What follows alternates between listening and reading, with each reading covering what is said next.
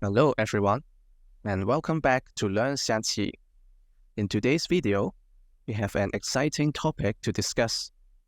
A match from the prestigious National Xiangqi Championship held in 1997. Let's dive right in. Our red player for this game is Grandmaster Hu Rong Hua, also known as the Commander-in-Chief in the world of Xiangqi. He is simply one of the greatest Xiangqi players ever. Hu's journey to greatness began when he clinched his first National Xiangqi Championship title at the astonishing age of 15, way back in 1960. What followed was a stellar career marked by an impressive 14 National Xiangqi Championship victories, which, by the way, is the most National Xiangqi Championship titles ever won by a single player. But here is the real kicker. He won a jaw-dropping 10 of those titles consecutively. Yet, Hu's legacy isn't just about the number of titles. He's been a true trailblazer in the Xiangqi community, pioneering strategies like the elephant opening and sandwiched horse defense in professional matches. Before his time, these strategies were overlooked due to perceived weaknesses in their attacking power. Yet, Hu's immense success with these openings reshaped perceptions, turning them into formidable weapons on the Xiangqi board. Today, they stand as two of the most popular and widely used openings in the world of Xiangqi. In this match, Hu, at the age of 52, was vying for his 13th National Xiangqi Championship title. His opponent is Grandmaster Lu Qin, renowned as the Blitzmaster for his lightning-fast moves on the Xiangqi board. Lu Qin is not just quick, he is also famous for his rock-solid mid-game and end-game skills, and his knack for turning the tables in tough situations. It is not unusual to witness Lu Qin staging a comeback from the brink of defeat. In this showdown, Lu Qin was gunning for his third national championship title at the age of 35. The stakes were high. The winner will be crowned the champion. So, who emerged victorious? Well, let's find out.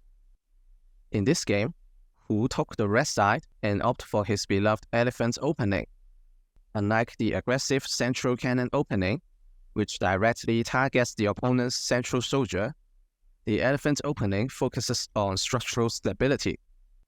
Now, there are various ways to respond to the elephant opening. You can go for a central cannon,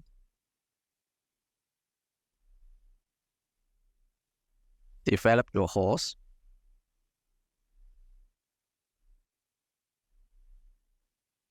push your soldiers,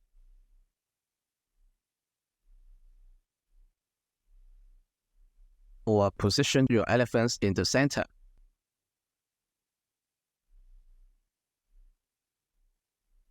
But in this match, Black, Lu Qin, went with the pale corner cannon variation. The idea behind this choice is to the cannon effectively and keep the door open for potential counterattacks down the road by advancing the cannon to this spot. Red developed the chariot, while Black brought out the horse towards the center. Red then moved the chariot here, gaining a tempo by putting pressure on the cannon. Black responded by developing another horse, which would also serve as a mount for the two cannons. Red developed the horse to the edge. Black developed the chariot. Red advanced the edge soldier, making way for the horse. In response, Black moved the chariot to the riverbank, steadily building their position. Red also developed his chariot to the riverbank.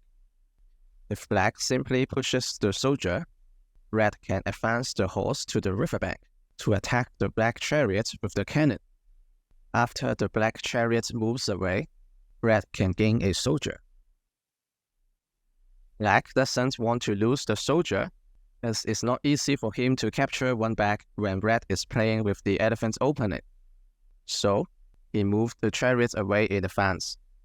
When Red advanced his horse, Black pushed his soldier. Until this point, neither side had made any mistakes. If Red simply developed his horse, Black would push the soldier, and the position would remain equal. it would be challenging for red to gain any advantage. However, Hu noticed that the black chariot had moved to the left side, leaving black's right side somewhat vulnerable.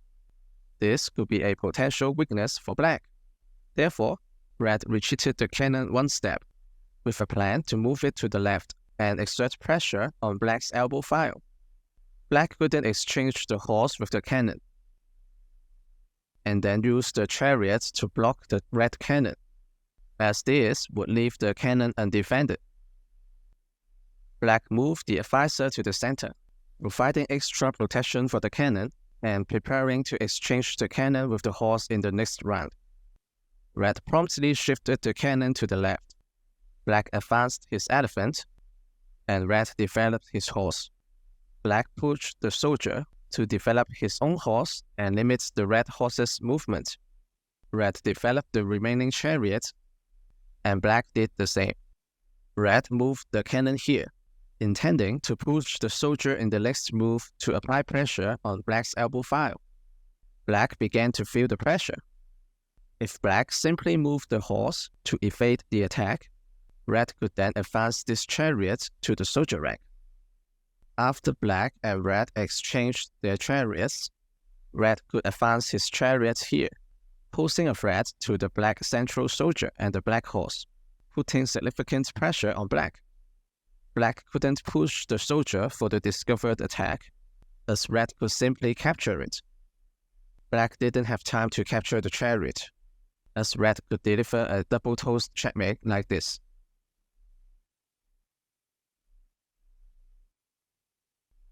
Lu Qin took his time contemplating his move here. Eventually, he chose to advance the cannon one step, preventing the red chariot from moving here in the future. Red seized the opportunity to push the soldier. Black captured it, and red recaptured with the chariot. It is important to note that in this position, black couldn't advance his horse to attack the chariot. Red could take the soldier, attacking the horse while setting up the potential double-toast checkmate. This would have been a difficult situation for black. The black horse was under attack, and its best move was to defend the elephant by moving here.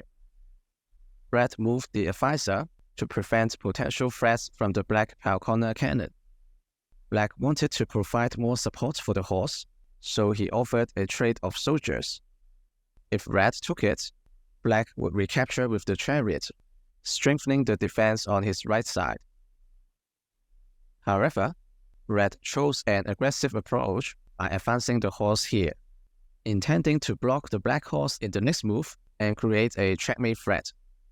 Black couldn't allow this to happen, so he exchanged the red horse with the cannon. Red initiated the exchange by taking the chariot to give a check.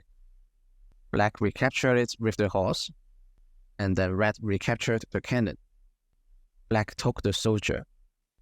Red advanced his chariot to attack the horse. The horse couldn't move away as it was defending the elephant from the checkmate threat. So, black used its chariot to defend the horse. At this point, it might seem like red could execute a skewer attack by moving the cannon here. However, this wouldn't be a good idea, because black could take this opportunity to advance the horse forward, counter-attacking the red chariot. If the red chariot retreated, the black chariot could then move here. By doing so, black would have resolved the threat on his elbow file and gained an extra soldier, which wouldn't sit well with red. Instead, red chose to move the chariot to the left to limit the horse's movement, and black responded by advancing the soldier. With the black horse unable to move here, red had an opportunity to gain a piece by moving the cannon here. If black moved the soldier away, red could then move the other cannon here, ultimately resulting in black losing the horse. However, Hu had some reservations about this plan. His concern was that after the black chariot moved away, if red captured the horse with the cannon, the black chariot could move back here to pin the red chariot and cannon. While red would be up a piece, getting out of this pin wouldn't be easy. On the other hand, If Red took the horse with the chariot, Hu was worried about losing the attacking momentum and giving Black a chance to counterattack with the chariot, cannon, and soldier.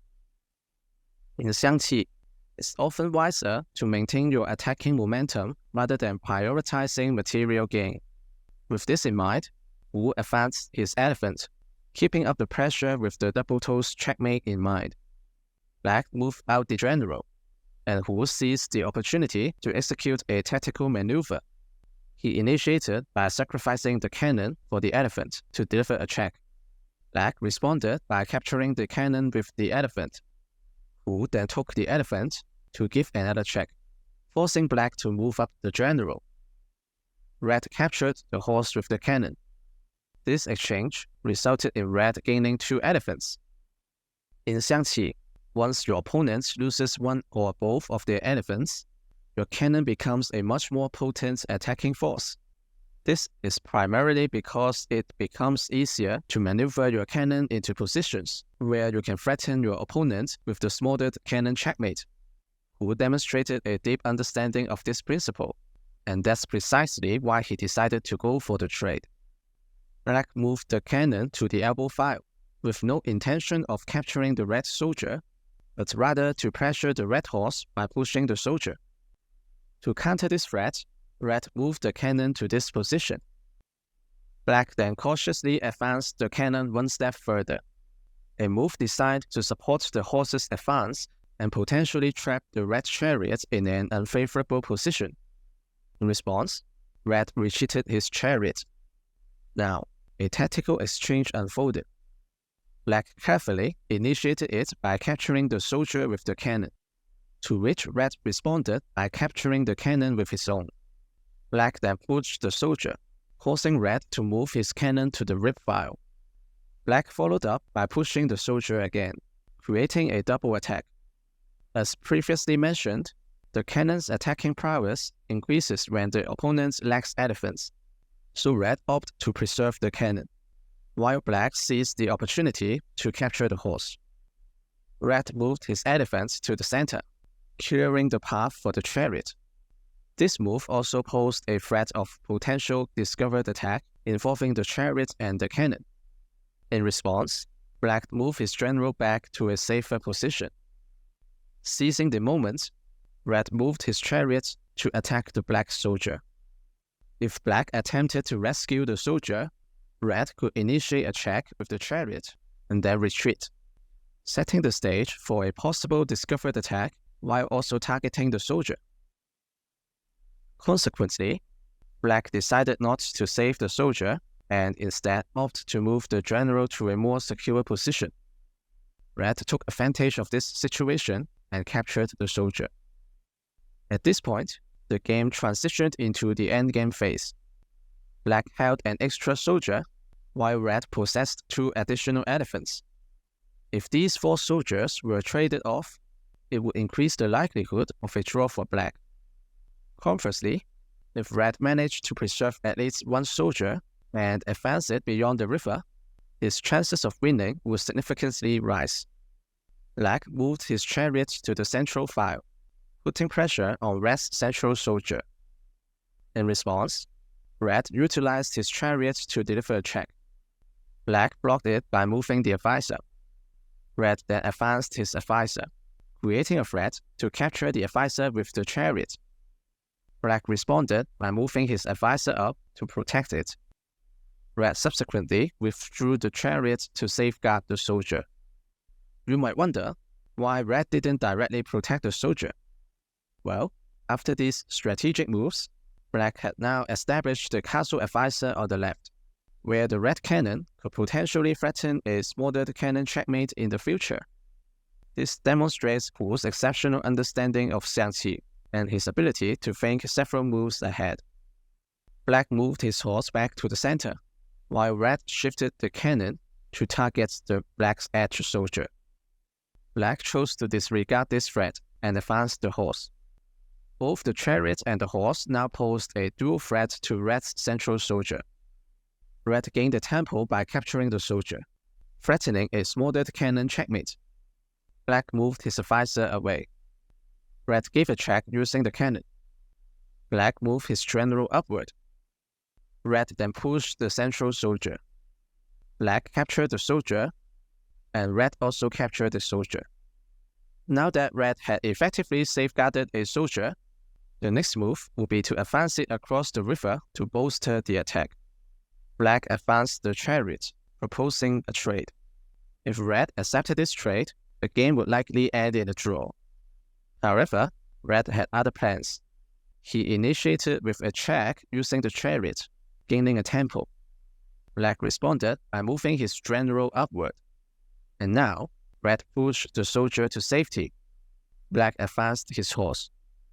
Red strengthened his defense by moving the advisor upward. Black moved his chariots to a new position, which opened up opportunities for potential checks. Seeing an opportunity, Red took the advisor. In situations like this, where Red didn't have any immediate attacking threats, it's often a good strategy to eliminate the opponent's defending pieces. Even if Red made a mistake and lost the soldier, he could still have a chance to win, since Black would be left with just a single advisor to defend the general. Black moved his horse here, preparing for a potential elbow horse attack or a corner horse attack. If Red didn't pay attention, Black could give a check and then use the horse to capture the advisor. The chariot, the horse, and the soldier would then pose a significant threat to Red. To counter this, Red moved his chariot here, defending against the potential chariot threat.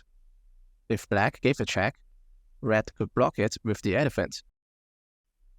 Black pushed the central soldier, hoping to advance it across the river and create problems for Red. In response, the Red chariot retreated to this position to prevent the soldier's advancement. Black moved his general back to a safer location, and Red advanced the soldier. Black then moved his general back again, this time attacking the Red cannon. The Red cannon moved out of danger. Meanwhile, as the Red soldier was also attempting to approach the Black palace, the Black chariot retreated here to restrict the soldier's movement. In the endgame, positioning the cannon at the back is generally more advantageous than placing it at the front. This is because when the cannon is at the back, you have the option to use your elephants or advisors as mounts for the cannon. That's precisely why Red moved its cannon to this position. Black responded by moving the chariot to the rib file, and then Red moved the soldier. Black moved his horse here, a move aimed at blocking the Red chariot and facilitating the crossing of the central soldier over the river. It is evident that even when Lu Qin found himself in a disadvantaged position, he didn't give up and continued to create challenges for his opponent. His determination and resilience were key factors contributing to his success. Red made a strategic retreat with the cannon. While it might seem like an idle move, it actually serves to block Black from moving its soldier. If Black proceeded with his move, Red could advance the advisor in response. Subsequently, Red could position the cannon in the middle, and the soldier would be trapped. Anticipating this, Black made the move to attack the cannon by positioning his horse here. The cannon evaded the threat, and Black then positioned his chariot behind the soldier, providing support to facilitate its crossing over the river. Red countered by attacking the horse with the chariot, prompting Black to move the horse here, creating a tempo by attacking the cannon. Red repositioned the cannon. Eventually, Black successfully maneuvered the soldier across the river, and the Red chariot retreated while also attacking the Black horse. In response, Black used his chariot to protect the horse. Red shifted his chariot one step to restrict the horse's movement. Black advanced his soldier. Red used his cannon to target the Black horse.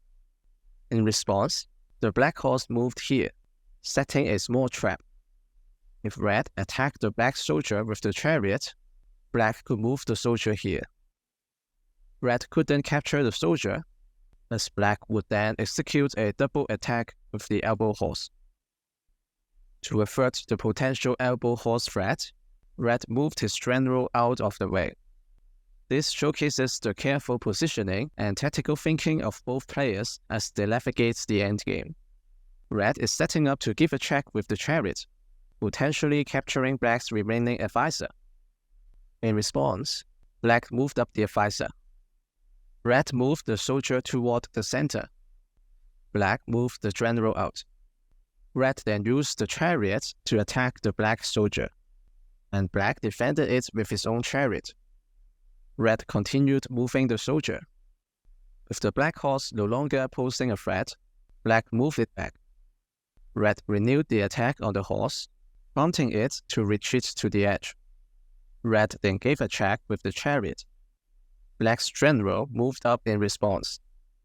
Red persisted by attacking the horse again, forcing it to move here. Red retreated the chariot, and Black moved the horse back. Red then moved the cannon to the riverbank, positioning it to the right side for a potential attack on the Black general. Blocking the cannon with the chariot would have been a risky move for Black, as Red could have responded by moving the chariot here. This would have attacked the horse, while also setting up a potential discovered attack to capture Black's chariot. Black wisely moved the advisor away, creating an extra escape route for the general. Red then moved the cannon here, with the plan of moving it back and using the advisor as a mount for the cannon. Black moved the general back to the central file, and Red responded by attacking the advisor with the chariot. In defense, the Black horse moved here to protect the advisor. Red then moved the chariot aside, targeting the horse. Black moved the soldier, and Red's cannon retreated here, maintaining the tension and maneuvering for position in the endgame. Black moved the chariot here to target the Red cannon. Red used his soldier to attack the chariot, thus capturing it with the chariot would be problematic, given its duty in guarding the horse. The Black chariot escaped here. Red shifted his general back inside, creating room for the cannon. Black moved his general here to shield the advisor, ensuring the horse had a potential path to move out in the future. Red moved his soldier to the rift file. Currently, the soldier cannot move forward because of the Black chariot.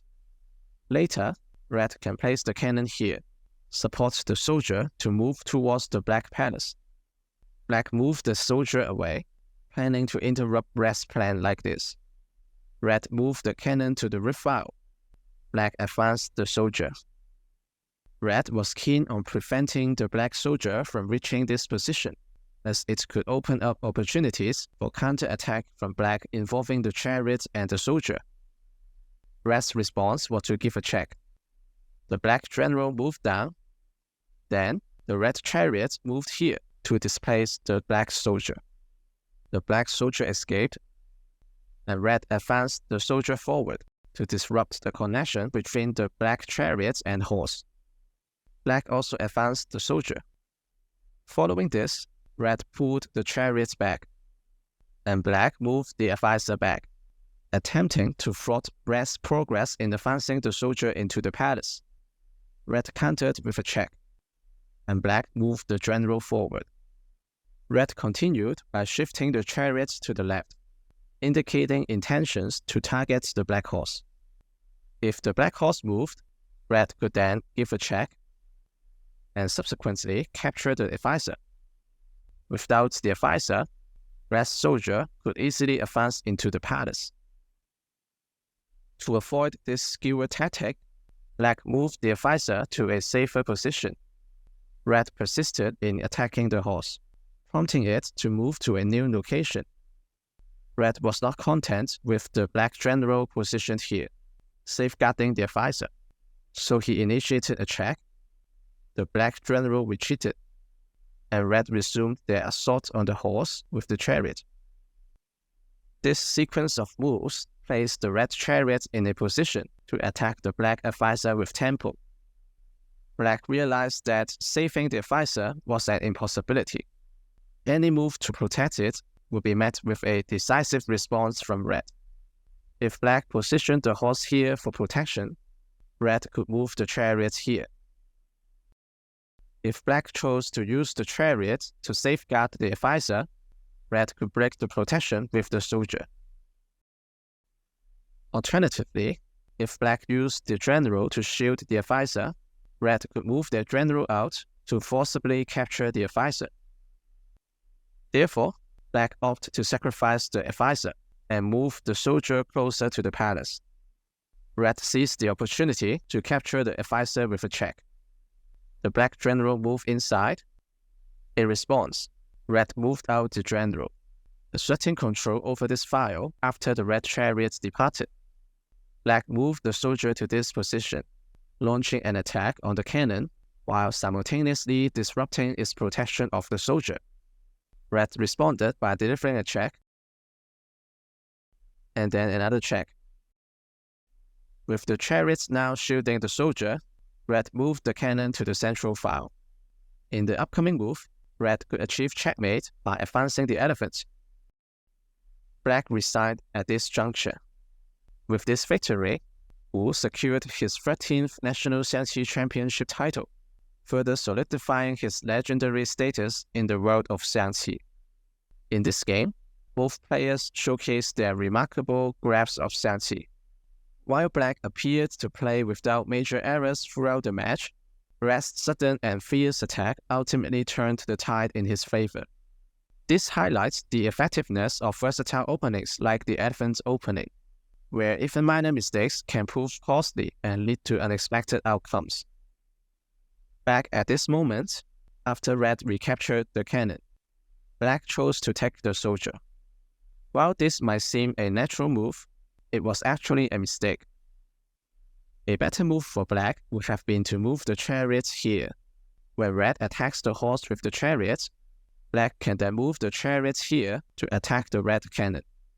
This way, black would have maintained a roughly equal position and not allowed red to gain a series of tempos through attacking, as what happened in the game. Before we end, I have a question for you. At this position, black moved the cannon forward to support the horse, and later sacrificed the cannon before recapturing the horse.